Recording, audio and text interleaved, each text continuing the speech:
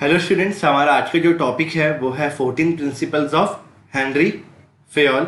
तो previous videos में हम लोग ने देखा था कि features of principle of management के बारे में, मीनिंग ऑफ मैनेजमेंट के बारे में, importance of principles of management के बारे में, जहाँ पे मैंने आपको दोनों आंसर्स के कुछ 10 करीबन पॉइंट्स करवाए थे। मैंने आपको इसमें नोट्स भी दिए हैं, तो उसे रेफर कीजिए। कुछ भी डाउट्स हो तो आप प्लीज़ ज़रूर पूछिएगा।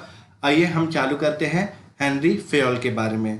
तो जब हेनरी फेयोल ने 14 प्रिंसिपल्स दुनिया को दिए, उससे पहले उसमें बहुत सारे एक्सपेरिमेंट्स किए थे, बहुत ज़्यादा उसने ट्राई दिए थे, फिर जाके फाइनली उन्होंने 14 प्रिंसिपल्स ऑफ मैनेजमेंट हमें प्रोवाइड किया। इसके कारण हम लोग हेनरी फेयोल को फादर ऑफ मॉडर्न मैनेजमेंट, जैसे आप यहाँ पे देख सकते हैं कि father of modern management, Henry Fayol को हम फादर ऑफ मॉडर्न मैनेजमेंट भी बोलते हैं।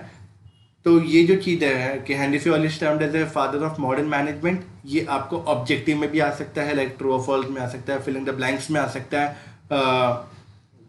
Right answer in one word में ये चीज़ आपको आ सकती है। तो जो भी हेनरी फेयोल ने 14 प्रिंसिपल्स दिए थे, आइए एक एक कर हम लोग उनको सबको देखते हैं। सबसे पहला जो प्रिंसिपल जो हेनरी फेयोल ने हमें दिया वो है principle of division of work.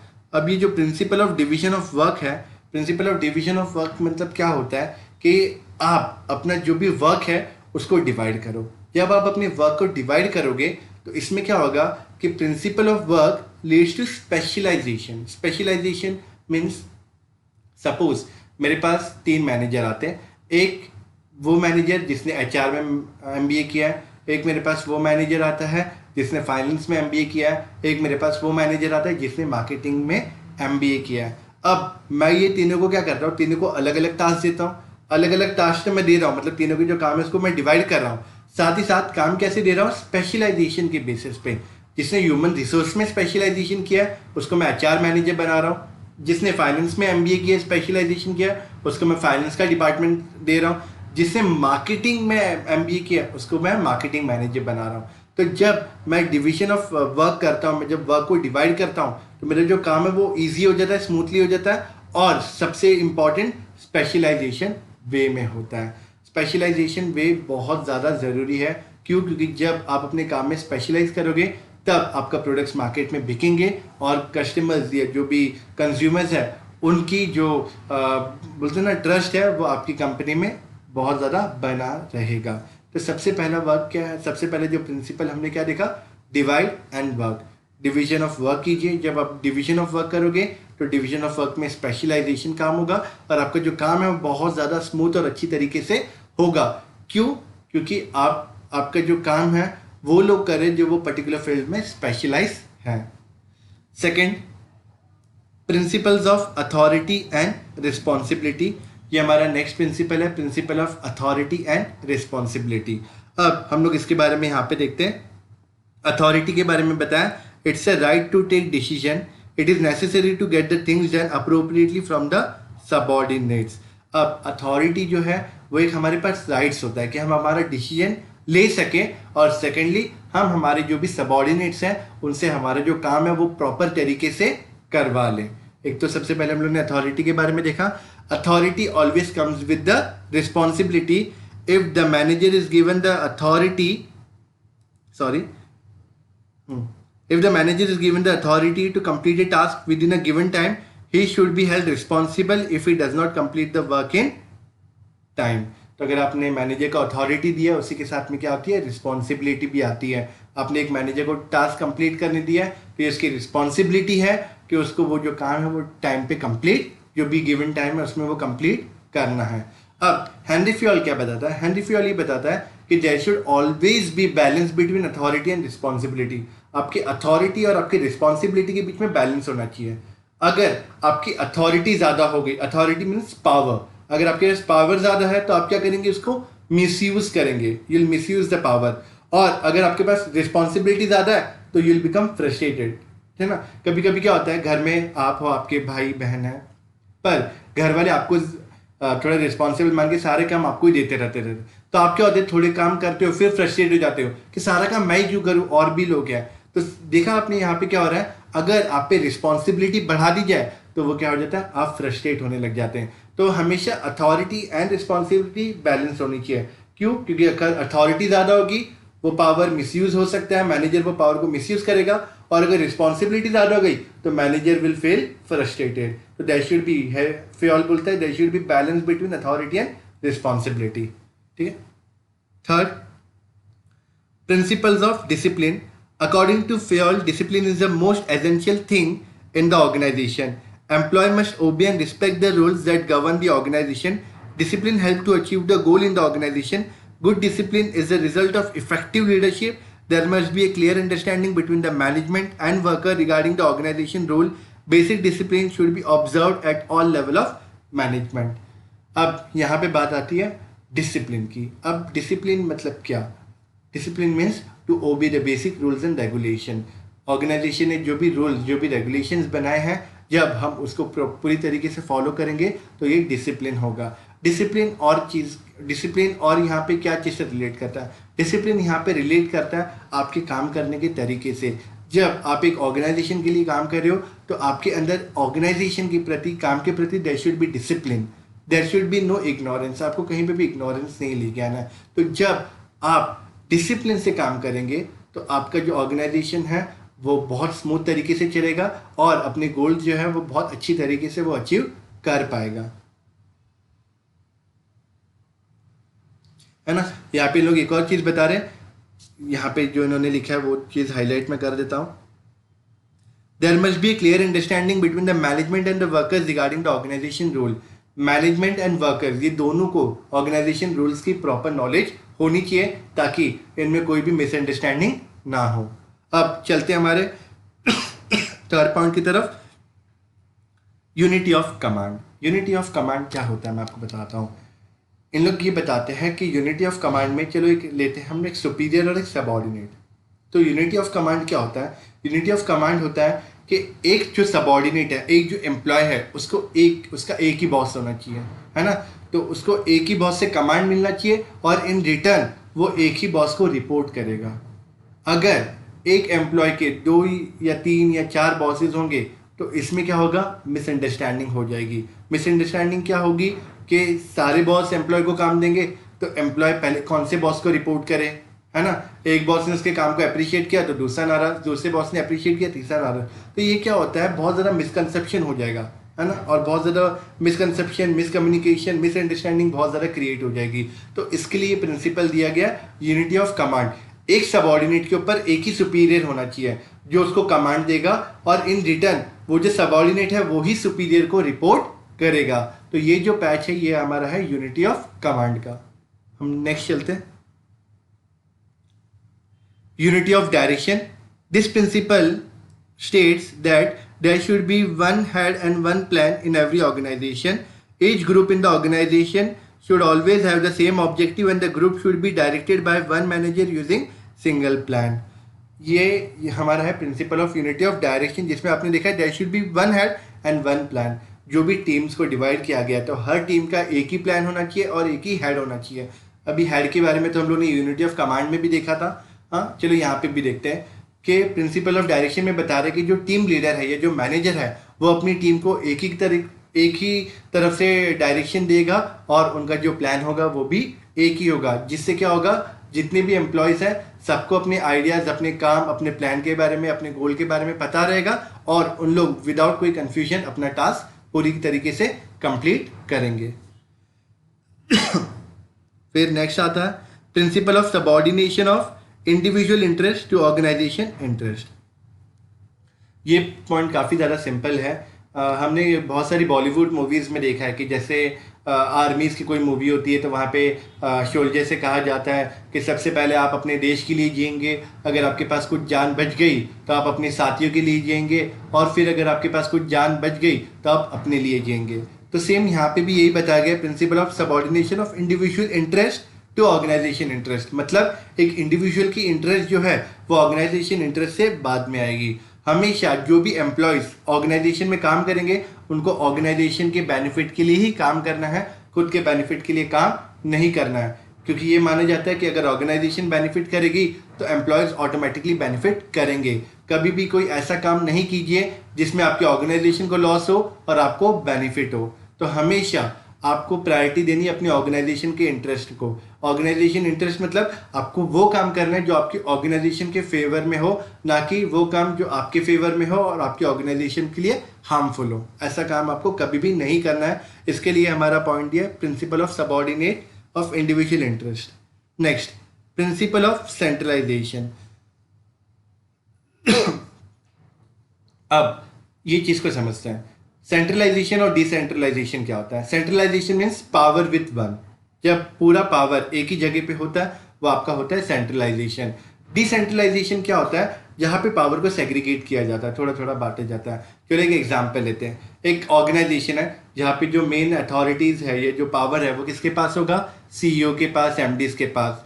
अब सीईओ क्या करेगा, वो जो पावर्स है अपने एडमिनिस्ट्रेशन को पास करेगा, एडमिनिस्ट्रेशन क्या करेंगे, वो पावर्स को मैनेजर्स के पास ट्रांसफर करेंगे, मैनेजर्स क्या करेंगे, वो पावर को थोड़ा थोड़ा टीम लीडर्स के पास ट्रांसफर करके देंगे। तो ये जो चीज होती है ये होता है डिसेंट्रलाइजेशन, जहां पे आप अपने पावर्स को डिसएग्रीगेट कर रहे हो, मतलब सेग्रीगेट कर रहे हो, अलग अलग लोगों में दे रहे हो।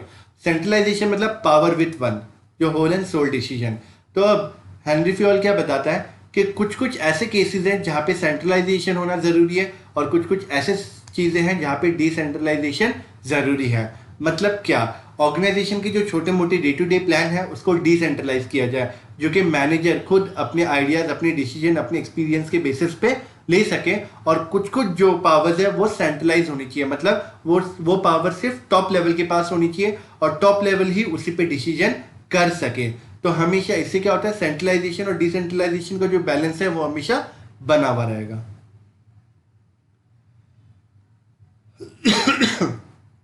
Principal of remuneration. Principle of remuneration में हेनरी फ्योल ये बताते हैं कि there should be a proper and fair wages to the employ. जो भी एम्प्लॉय काम कर रहा है उनकी प्रॉपर फेयर रेम्यूनरेशन होनी चाहिए। रेम्यूनरेशन किसके बेसिस पे होनी चाहिए, उनके काम के बेसिस पे। जो एम्प्लॉय ज़्यादा अच्छा काम कर रहा है उसकी रेम्यूनरेशन ज़्यादा होना चाहिए। जो एम्प्लॉय अपने गोल अचीव नहीं कर रहा है, काम को लीनियंटली ले रहा है, उनको रिवॉर्ड्स नहीं मिलने चाहिए। उनकी जो रेम्यूनरेशन है वो फेयर होनी चाहिए, मतलब ना ही ज़्यादा ना ही कम। अब यहाँ पे इन लोग ने एक जो लास्ट पॉइंट दिए मैं आपको बताना चाहूँगा, ये देखिए यहाँ पे, the remuneration should be fixed by taking into consideration the skill, expertise, knowledge, tenure, cost of living, market trend, profitability of the organisation. एक एम्प्लॉय की जो रेम्यूनरेशन है वो कैसे फिक्स्ड होगी, उसके स्किल्स पे, उसके पास कितना स्किल्स है, वो कितना नॉलेजेबल है, कितना एक्सपर्टाइज है, कॉस्ट ऑफ लिविंग कैसे चल रहा है, मार्केट ट्रेंड क्या चालू है, ऑर्गेनाइजेशन को प्रॉफिट कितना हो रहा है, उसके बेसिस पे हर एम्प्लॉयज है या हर जो भी वर्कर्स है उनकी जो भी रेम्यूनरेशन है, सैलरी या वेजेस, वो फिक्स की जाती है। Next point, principle of scalar chain. ये अगर हम देखेंगे यहाँ पे प्रिंसिपल ऑफ स्केलर चेन, तो यहाँ पे एक मैं आपको यहाँ पे डायग्राम दिखाऊंगा कि ये स्केलर चेन बनाया गया है। स्केलर चेन किस तरीके से काम करता है, स्केलर के चेन काम करता है टॉप टू धीरे धीरे जाके लोअर और लोअर टू धीरे धीरे जाके टॉप। अगर आप यहाँ पे देखेंगे तो डी का कुछ भी डाउट्स होगा वो सी को बोलेगा, सी उसको लेके जाएगा बी तक, बी लेके जाएगा ए तक, फिर ए को जो भी कमांड देना जी को, तो पहले वो कमांड देगा ई को, ई कमांड देगा एफ को एंड एफ कमांड देगा जी को। बट स्केलर चेन का सबसे बड़ा बेनिफिट क्या है कि during the time of emergency, कोई भी ज़रूरी काम है, इमरजेंसी काम है, तो ये जो भी गैंग प्लैंक है ये तोड़ सकते हैं, ये ब्रिज हो सकता है। मीन्स जहाँ पे डी अपना डायरेक्टली काम जी को बोल सकता है, उसको पहले ए तक जाने की जरूरत नहीं और ए से जी तक जाने की जरूरत नहीं है, he can directly coordinate to the G. Same way C can directly coordinate to F, B can directly coordinate to E. तो ये एक तरीका है जिसके हिसाब से ऑर्गेनाइजेशन में काम हो सकता है, पर कब, during the time of emergency. ये जो चीज़ है वो आप कभी भी यूज नहीं कर सकते।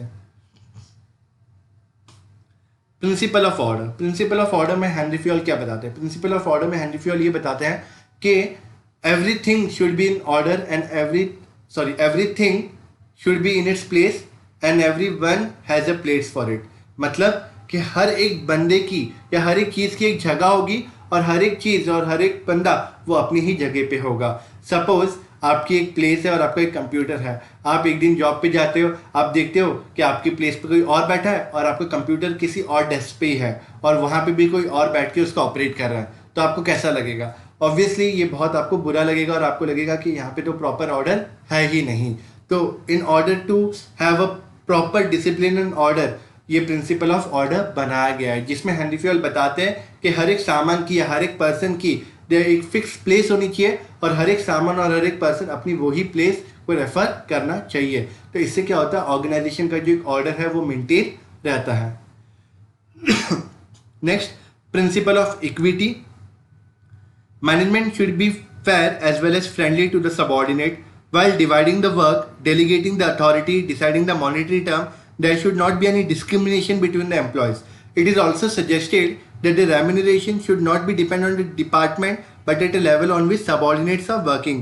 The employees working on the same level but in different department should be paid same wages. This equity will help in avoiding conflicts in the organization. Equity की बात कर रहे हैं, यहाँ पे भी बताया जा रहा है कि जो भी पर्सन है वो एक ही लेवल पे बट अलग अलग डिपार्टमेंट, उनको ट्रीटमेंट भी सेम मिलना चाहिए, उनकी रेम्यूनरेशन भी फेयर और सेम इक्वल होनी चाहिए। जिससे क्या होगा, ये जो कॉन्फ्लिक्ट्स है ऑर्गेनाइजेशन में वो कभी भी कॉन्फ्लिक्ट्स मतलब जो भी लड़ाई झगड़ा या मनमुटाव है वो कभी भी नहीं होंगे और ऑर्गेनाइजेशन को एक स्मूथ वे मिलेगा काम करने के लिए। तो इसके लिए प्रिंसिपल ऑफ इक्विटी बहुत ज़्यादा ज़रूरी है, जिसमें हमने देखा कि एक पर्सन जो सेम लेवल के हैं बट डिफरेंट डिपार्टमेंट में है, उनकी सैलरी, उनकी वेजेस, उनको जो ट्रीटमेंट है वो इक्वल लेवल का ही मिलना चाहिए, उनको जो वेजेस है वो भी इक्वल लेवल के ही मिलना चाहिए। Principle of stability of tenure. तो यहाँ पे बताया the time of recruitment of employees the management should assure them about the stability of tenure of job security. अब स्टेबिलिटी ऑफ टेन्योर बहुत होना ज़रूरी है। आप एक ऑर्गेनाइजेशन जब ज्वाइन करेंगे तो आपको सबसे ज़्यादा खुशी तब मिलेगी जब वो ऑर्गेनाइजेशन आपको ये आश्वासन देती है कि आप उनके लिए परमानेंटली काम करेंगे और ऑर्गेनाइजेशन आपको कभी भी नहीं निकालेगी अनटिल एंड अनलेस आपने कुछ गलत नहीं किया है तब तक। तो इससे क्या होता है, एक जॉब सिक्योरिटी क्रिएट होती है। जब एक जॉब सिक्योरिटी क्रिएट होती है तो एक बंदा एप्लीकेशन और डेडिकेशन से काम करता है। अब एप्लीकेशन मतलब क्या और डेडिकेशन मतलब क्या? Application means working with the mind, dedication means working with the heart. तो ये स्टेबिलिटी ऑफ टेन्योर हर ऑर्गेनाइजेशन में, हर एम्प्लॉयज में होनी बहुत ज़्यादा ज़रूरी है। अगर ये स्टेबिलिटी ऑफ टेन्योर मतलब अगर एक पर्सन के पास जॉब सिक्योरिटी है तो वो जो पर्सन है वो अपना 100% दे के, अपना 100% आउटपुट दे के आपकी ऑर्गेनाइजेशन के लिए वो काम करेगा। अब principles of initiative. Principle of initiative में क्या होता है? प्रिंसिपल ऑफ इनिशिएटिव में होता है कि मैनेजर को अपने पर्सनल ईगो साइड में रख के उसको जो भी उसके एम्प्लॉयज़ हैं उनको इनिशिएट करना चाहिए कि वो भी ऑर्गेनाइजेशन की डिसीजन मेकिंग में पार्ट ले, अपने अपने जो भी एडवाइस है वो मैनेजर के सामने रखे। इसमें क्या होगा, एक तो टीम वर्क बढ़ेगा और सेकेंडली हर एक ऑर्गेनाइजेशन में जितने भी एम्प्लॉयज़ हैं उनको आगे बढ़ने का, उनको प्रोग्रेस करने का जो मौका है वो मिलेगा। तो इसके लिए ये बनाया गया है प्रिंसिपल ऑफ इनिशिएटिव कि जितने भी आपके एम्प्लॉयज़ हैं, वर्कर हैं, सबऑर्डिनेट्स हैं, they should have a freedom to think. उन लोगों के पास एक फ्रीडम होना चाहिए कि वो कुछ सोच सके और वो अपनी ऑर्गेनाइजेशन में एज एन एडवाइस के तौर पे मैनेजर को कुछ बोल सके या बता सके। और उनकी एडवाइस को मैनेजर को ऐसा नहीं कि हमेशा सुनना ही है, जिसकी भी एडवाइस मैनेजर को लगा कि उससे ऑर्गेनाइजेशन का बेनिफिट होगा वो एडवाइस को मैनेजर को क्या करना है, इम्प्लीमेंट भी करना है। अब नेक्स्ट प्रिंसिपल हमारा आता है 14, that is principle of spirit de corps. Principle of spirit de corps में क्या हम देखेंगे? Principle of spirit de corps में हम देखेंगे कि there should be team work, team spirit होना बहुत ज़रूरी है।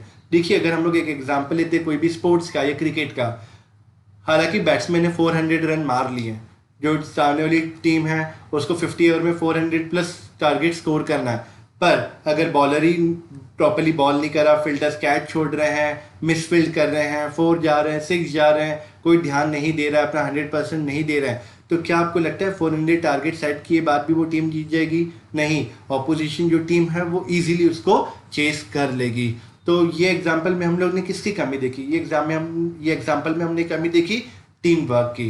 बैट्समैन ने तो अपना काम किया, पर बैट्समैन के अलावा ना ही बॉलर अपना काम कर रहे हैं, ना ही फील्डर्स अपना काम कर रहे हैं, तो इसमें क्या होगा, बहुत ज़्यादा प्रॉब्लम एक जो टीम है उनको हो सकती है। सेम वे में ऑर्गेनाइजेशन में भी यही चीज़ है। ऑर्गेनाइजेशन में जो भी पिलर्स हैं उनको आपस में साथ में टीम में रह के काम करना चाहिए, क्योंकि जब तक आप एक टीम में काम करोगे जब तक आपको तोड़ना बहुत ज़्यादा मुश्किल हो जाएगा। और टीम में हर काम की आवाज़ मेजॉरिटी टाइम अगर प्रॉपरली इसमें ऑर्डर, डिसिप्लिन है, properly principles of management follow किए जा रहे हैं, तो वो टीम 100% अपना जो भी गोल है वो अचीव करने में सक्षम रहेगी। तो स्टूडेंट्स, ये हमारे 14 प्रिंसिपल्स ऑफ हेनरी फ्योल है, और आप ये जो 14 प्रिंसिपल्स हैं इनको ज़रूर रेफ़र कीजिए, और जो भी डाउट्स है आप हमें कमेंट बॉक्स में या आप हमें मैसेज करके बताइए, हम उसको ज़रूर रिवर्ट करेंगे। नेक्स्ट वीडियो में हम लोग नेक्स्ट टॉपिक लेंगे। तब तक के लिए थैंक यू।